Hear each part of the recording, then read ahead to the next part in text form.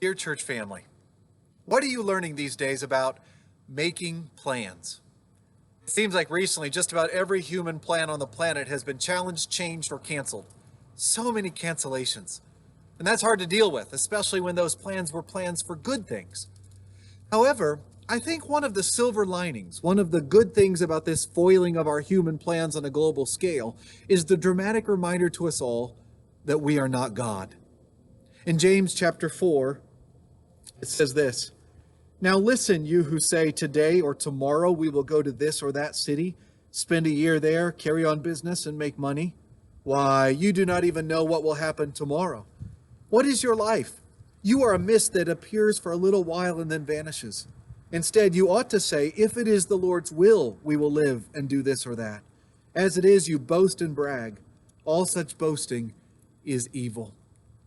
Now, James does not say that we should not make plans.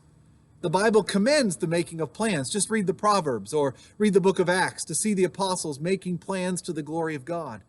What James is opposing is making plans and thinking that you know the future, acting as if you are God and that your plans are all important and that your plans will stand. James calls it boasting and bragging, and he also calls it evil. You and I do not know the future. You and I do not know what is going to happen tomorrow. We don't even know if we will be here tomorrow. James says that we are just a mist, just a vapor. Here 1 second, gone the next. You and I are ephemeral, but God is substantial. God knows the future. In fact, God determines the future. Proverbs 16:9 says, "In his heart a man plans his course, but the Lord determines his steps."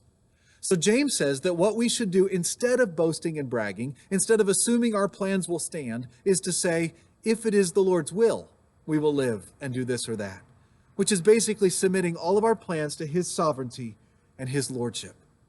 Now, I don't think we have to go around actually saying these exact words every single time we express a plan.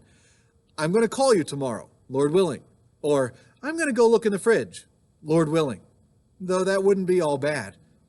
We have to mean it more than we have to say it. But I think that saying it is really helpful for meaning it. And we do need to mean it, especially when we say it, Lord willing. So let me share with you our plans for ministry this weekend at Lance Free Church. It's very similar to what we've been doing. We are preparing a guide to worship at home, which will go out in an email later this week, and I'll be posting another video message online. I was surprised to learn that I had already started our next sermon series because the Lord has led me back to the book of Philippians. My original plan for after Matthew was to start in on the Old Testament book of Ezra, and I still hope to get there this year. But I now don't believe that's what we're supposed to get into next.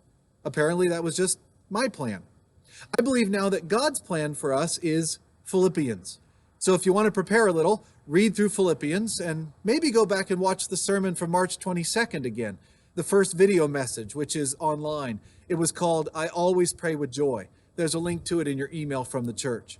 We are also planning on Sunday to have another church family get-together on Zoom. This week, we're going to have a visit from Pastor Carrie and Robin Doyle. Carrie is our brand new district superintendent. Originally, we had planned to have Robin and Carrie visit our church and get to know them at our church family meal and meeting this Sunday. But apparently that was just our plan. God's plan, as far as we can tell right now, is to interact with Pastor Carrie and Robin on Zoom. The details for connecting are at the bottom of your email and will also go out in the worship guide this weekend. I hope to see your face on Sunday, Lord willing.